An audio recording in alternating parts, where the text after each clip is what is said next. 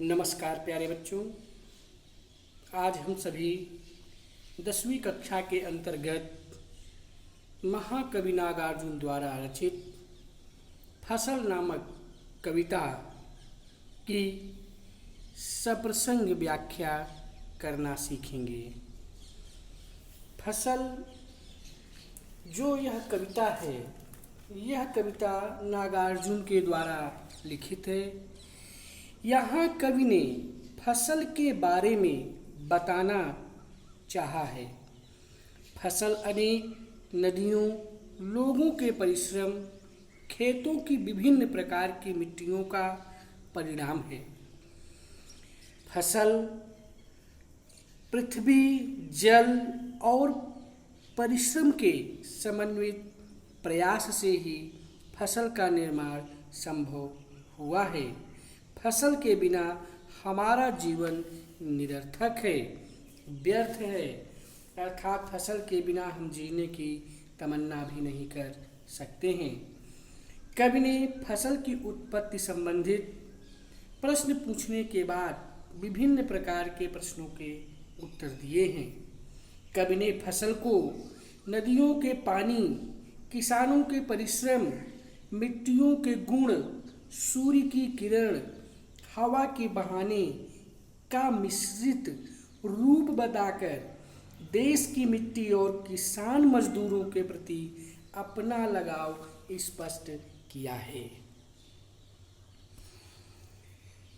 तो आइए हम सभी चलते हैं नागार्जुन के द्वारा रचित फसल की सप्रसंग व्याख्या करने के लिए।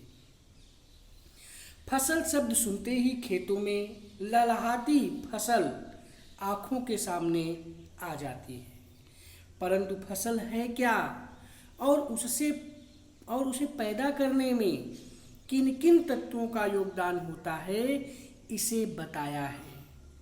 नागार्जुन ने अपनी कविता फसल में यह बताने का प्रयास किया है कि प्रकृति और मनुष्य के सहयोग से ही इस संसार में सृजन संभव है।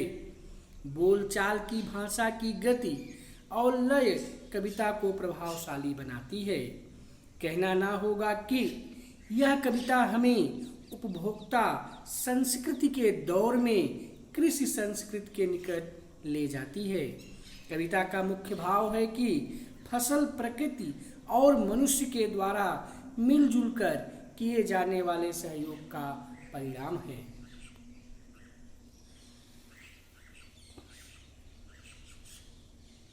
कवि ने बताया है कि फसल अपने आप उत्पन्न नहीं होती। हमारे देश में एक दो नहीं अपितु अनेक नदियां बहती हैं।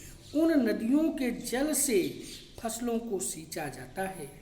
फसलों को उपजाने के लिए एक दो नहीं अपितु लाख लाख करोड़ करोड़ लोग दिन रात परिश्रम करते रहते हैं। फसल अनगिनत किसानों और मजदूरों के परिश्रम का फल है। फसल केवल एक दो नहीं बल्कि अनेक खेतों की मिट्टी का गुणधर्म है। फसल मिट्टी की उपजाऊ शक्ति पर आधारित है। इस प्रकार फसल स्वयं उत्पन्न न होकर नदियों के जल, किसानों के परिश्रम और खेतों के अनेक प्रकार की मिट्टियों का परिणाम होती है।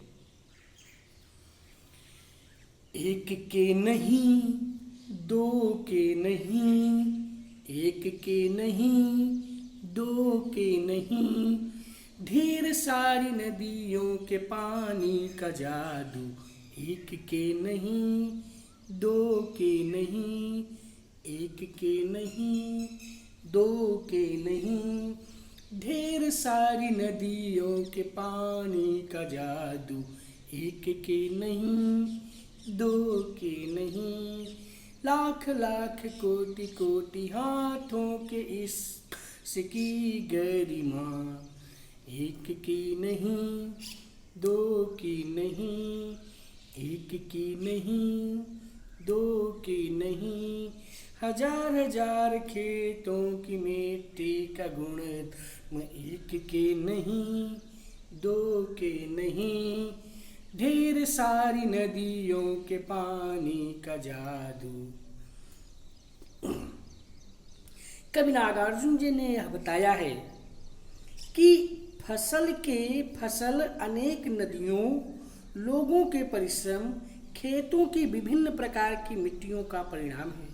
कवि ने बताया है कि फसल अपने आप उत्पन्न नहीं होती है, एक के नहीं, दो के नहीं, ढेर सारी नदियों के पानी का जादू। यानी हमारे देश में एक दो नहीं अपितु अनेक नदियां बहती हैं। हमारे देश में एक दो नहीं अपितु अनेक नदियां बहती हैं और उन नदियों के जल से फसलों को सींचा जाता है।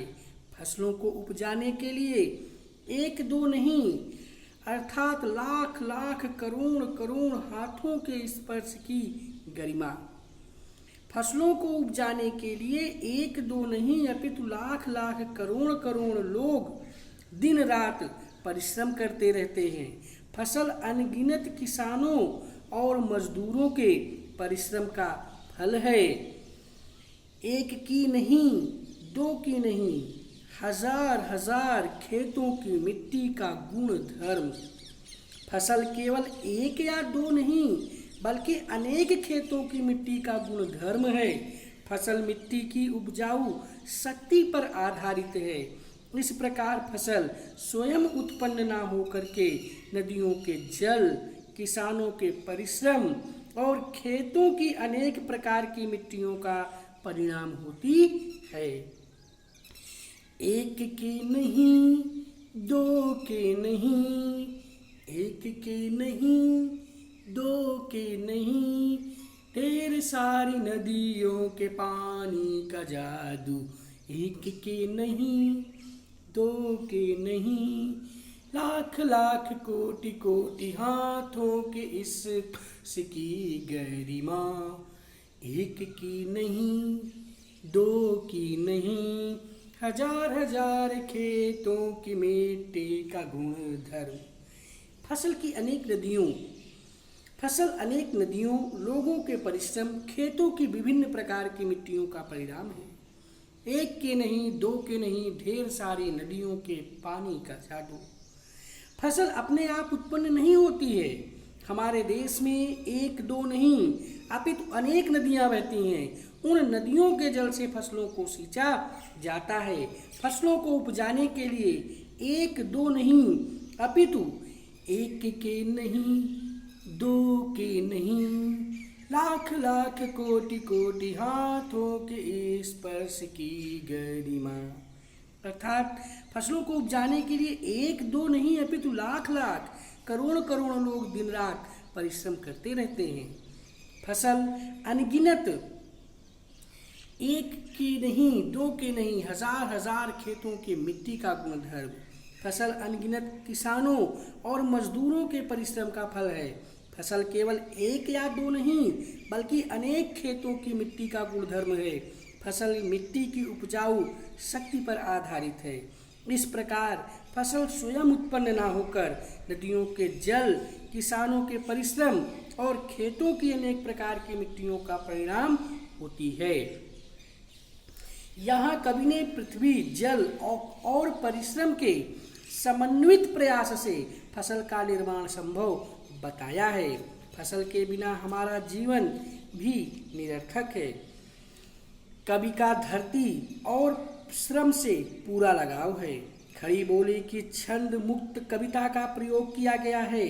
लाख लाख कोटि कोटि हजार हाथों हाथ, हजार हजार में अनुप्रास और पुनरुक्ति प्रकाश अलंकार का प्रयोग किया गया है। अनगिनत का बोध कराने के लिए सवा लाख, करोड़, हजार आदि गिनतियों का प्रयोग किया गया है। भाषा सरल, सहज और स्वाभाविक है।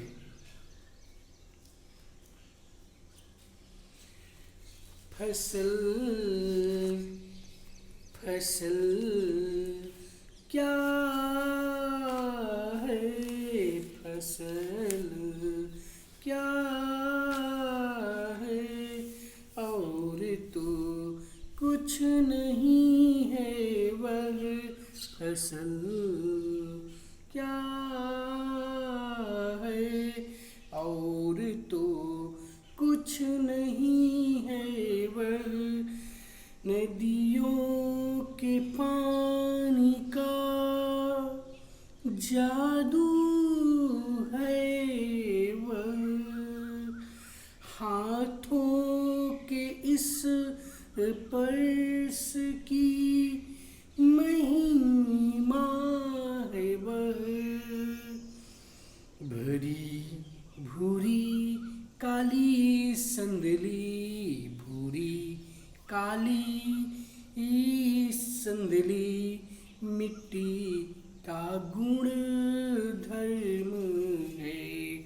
फसल क्या है, फसल क्या है, और तो कुछ नहीं है वह नदियों के पानी का जादू है वह, हाथों के इस स्पर्श की महिमा है, भूरी काली संदली मिट्टी का गुण धर्म है, रूपांतर है सूरज की किरणों का, रूपांतर है सूरज की किरणों का, सिमटा हुआ संकोच, सिमटा हुआ संकोच है हवा की थिरकन का, है हवा की थिरकन का, फसल क्या है, फसल क्या है, फसल क्या है, फसल क्या है। प्रस्तुत पद्यांश नागार्जुन के द्वारा रचित फसल नामक कविता से उद्धृत है। कवि नागार्जुन जी ने फसल की उत्पत्ति संबंधी प्रश्न पूछने के बाद स्वयं ही उनके उत्तर दिए हैं। कवि कहते हैं कि फसल क्या है। कवि ने प्रश्न किया है कि फसल क्या है, और तो कुछ नहीं है वह नदियों के पानी का जादू है वह। इस प्रश्न का उत्तर देते हुए कवि नागार्जुन जी कहते हैं कि फसल स्वयं उत्पन्न होने वाली कोई विशेष वस्तु नहीं है, इसके निर्माण में अनेक तत्व सहायक हैं। फसल पर विभिन्न नदियों के अमृत तुल्य जल का प्रभाव है। फसल क्या है, इस तरह के प्रश्न करने पर कवि कहता है कि और तो कुछ नहीं है वह नदियों के पानी का जादू है, अर्थात फसल पर विभिन्न प्रकार की नदियों के अमृत तुल्य जल का प्रभाव पड़ता है। हाथों के स्पर्श की महिमा है। फसल अनेक किसान मजदूरों के दिन रात अथक परिश्रम का फल है। भूरी काली संदली मिट्टी का गुण धर्म है। अनेक प्रकार की भूरी काली चंदन जैसी मिट्टियों की उर्वरता का प्रभाव है। रूपांतर है सूरज की किरणों का। सूर्य के प्रकाश असीमता हुआ संकोच है हवा की थिरकन का। रूपांतर है सूरज की किरणों का। सूर्य के प्रकाश और हवाओं के बहाव का भी फसल के निर्माण में विशेष योगदान है। ये सभी तत्व फसल निर्माण में सहायक बनते हैं। अतः मानव श्रम के साथ पंच महाभूतों का भी, पंच महाभूत कौन कौन से? पृथ्वी, जल, वायु, आकाश और अग्नि। इस तरह से इन पंच महाभूतों का भी फसल के निर्माण में विशिष्ट योगदान है। फसल क्या है और तो कुछ नहीं है, वह नदियों के पानी का जादू है वह। कवि ने प्रश्न किया कि फसल क्या है। इस प्रश्न का उत्तर देते हुए कवि स्वयं कहता है कि फसल स्वयं उत्पन्न होने वाली कोई विशेष वस्तु नहीं है। इसके निर्माण में अनेक तत्व सहायक हैं। फसल पर विभिन्न नदियों के अमृत तुल्य जल का प्रभाव है। हाथों के स्पर्श की महिमा है। अनेक किसान मजदूरों के दिन रात निरंतर परिश्रम का फल है। भूरी काली संदली मिट्टी का गुण धर्म है। अनेक प्रकार की भूरी काली चंदन जैसी मिट्टियों की उर्वरता का प्रभाव है। रूपांतर है सूरज की किरणों का। सिमटा हुआ संकोच है हवा की थिरकन का। सूर्य के प्रकाश और हवाओं के बहाव के फसलों के निर्माण में विशेष योगदान है। ये सभी तत्व फसल निर्माण में सहायक बनते हैं। अतः मानव श्रम के साथ पंच महाभूतों का भी फसल के निर्माण में विशेष योगदान है। कवि ने फसल को नदियों फसल को नदियों के पानी, किसानों के परिश्रम, मिट्टियों के गुण, सूर्य की किरण, हवा के बहने का मिश्रित रूप बताकर देश की मिट्टी और किसान मजदूरों के प्रति अपना लगाव स्पष्ट किया है। हवा की थिरकन का सिमटा हुआ संकोच में मानवीकरण अलंकार का प्रयोग है। प्रश्नोत्तर शैली का अनुपम प्रयोग किया गया है। खड़ी बोली के साथ साथ तत्सम प्रधान शब्दावली का भी प्रयोग किया गया है। मिट्टी के अनेक रूपों का उल्लेख किया गया है। छंद मुक्त काव्य है। देशज शब्दों के प्रयोग से काव्य प्रभावी बन गया है। सरल सहज स्वाभाविक भाषा का प्रयोग किया गया है। प्यारे बच्चों, इस तरह से हम लोगों ने नागार्जुन द्वारा रचित फसल नामक कविता की सप्रसंग व्याख्या पढ़ी। आज के लिए बस इतना ही। धन्यवाद।